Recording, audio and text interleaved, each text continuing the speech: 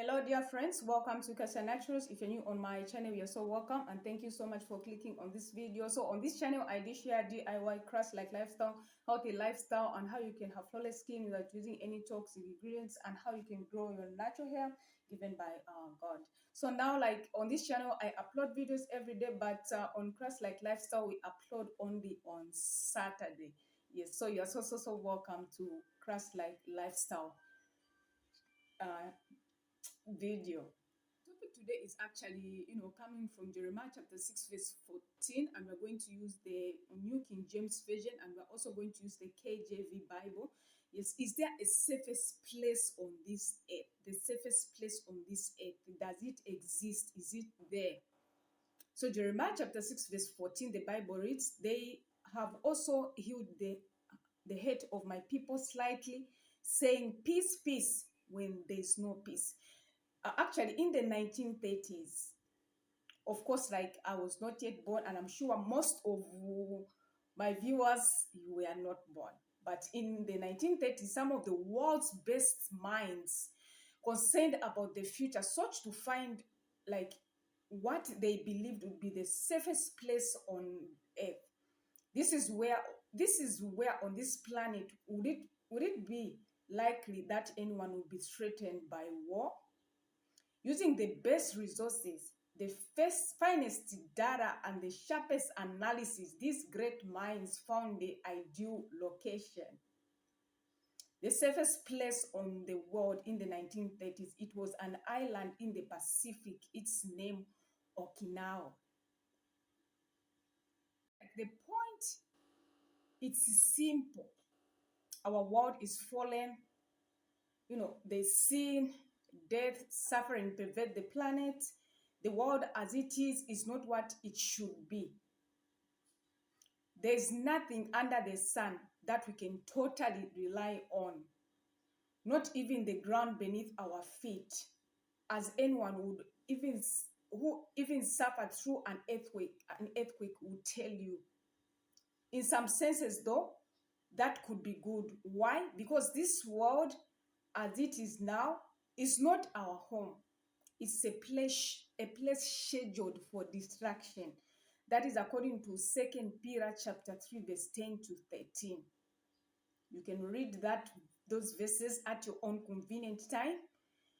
Yes, if you haven't gotten it clearly, you can actually, go over the video, but I'll say it again. That is, you know, 2 Peter chapter 3, verses 10 to 13. So everything on this earth will pass away. Everything will pass away. You can read Luke chapter 21 to 33, verse 33, and Revelation 21, verse 1. Actually, all these verses, they tell us that this world will come to an end. It will pass away. So one of the greatest, dangers we face is to forget this. We think that we're going to live on this planet forever. We think that this planet is going to last. That's the greatest dangers of thinking like that. Because we are so caught up in the world, or to be so in love with the world, that end up perishing with it. So friendship with the world, like, will make you perish with the world. But the good news is that there's a beautiful city which God has prepared, where there will be no death, no any kind of tragedy, no earthquakes, no crime, no death, no sicknesses. So you can imagine that kind of world. So for one to be in that beautiful kingdom, all you need to do is believe in God, believe the Son of God, because the Bible tells us that he who have Christ, then he has life. Yes, so we'll read a few verses. We'll read Psalm chapter 115, verse 1 to 7. We'll also read Isaiah chapter 45, verse 20 to 22. Like, even though these verses were written a long time ago, like, there's a message for us today. Also, what danger is the Lord talking about? We'll find out the dangers, what the Lord is talking about, that we need to be careful of. Isaiah 44, verses 9 to 17. So verse 9, the Bible reads, they that make a graven image are all of them vanity, and their unpredictable things shall not profit. They are their own witnesses. They see not, know that they may be ashamed. Who hath formed a god or a molten, a graven image that is profitable for nothing? Behold, all his fellows shall be ashamed, and the workmen they are of men. Let them be gathered together, let them stand up, yet they shall fear, and they shall be ashamed together. The smith with the tongs both worketh in the cause, and fashioneth it with hammers, and worketh it with the strength of his arms. He is angry, and his strength faileth. He drinketh no water, and is faint. The carpenter stretcheth out his rule, he maketh it out with a line, he fitteth it with plans, and he maketh it out with the compass, and maketh it after the figure of man, according to the beauty of man, that it may remain in the house. He howeth him down cedars, and taketh the cypress, the oak, which he strengthened for himself among the trees of the forest. He planted an ash, and the rain doth nourish it. Then shall it be for a man to bend, for he will take thereof and warm himself. He kindleth it, and baketh it bread. He maketh a god, and worshipeth it. He maketh it a graven image, and falleth down thereof. He burneth part thereof in the fire, with the part thereof of eaten flesh. He roasteth roast, and is satisfied. Yea, he warmeth himself, and saith, Aha, I am warm, I have seen the fire. And the residue thereof he maketh a god, even his graven image. He falleth down unto it, and worship it, and prayeth unto it, and saith, Deliver me, for thou art my God.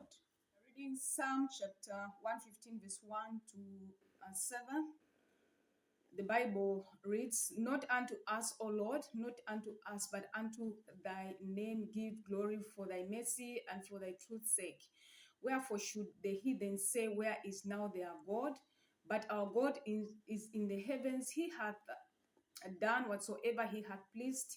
Their idols are silver and gold, and work of men's hand. They have mouths, but they speak not. Eyes have they, but they not see. They have ears, but they hear not. Noses have they, but they smell not. They have hands, but they handle not.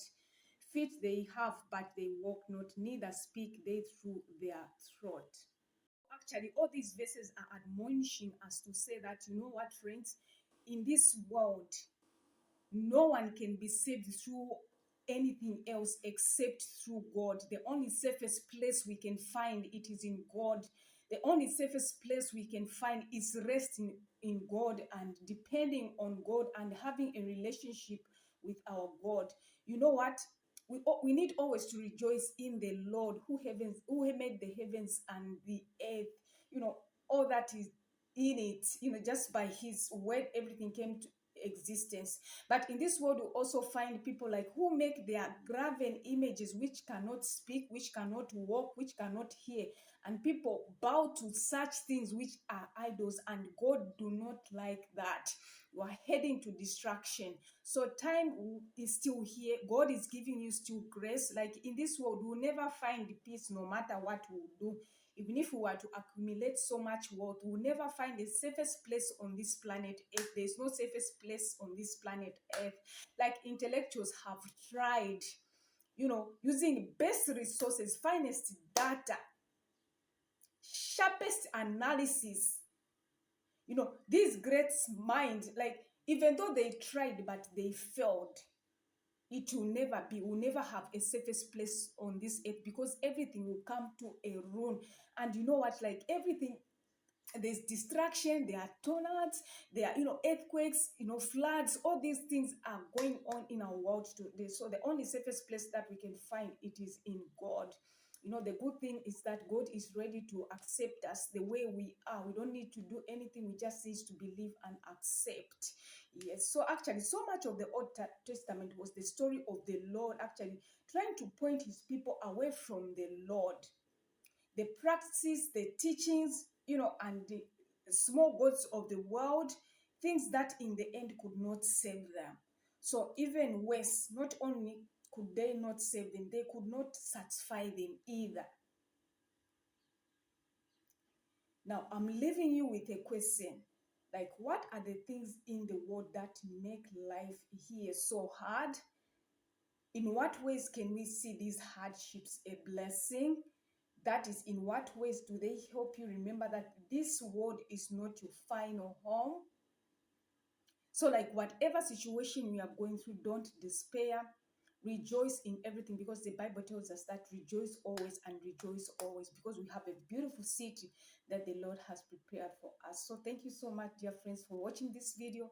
If you haven't subscribed to our channel, you can click on that subscribe button and subscribe now.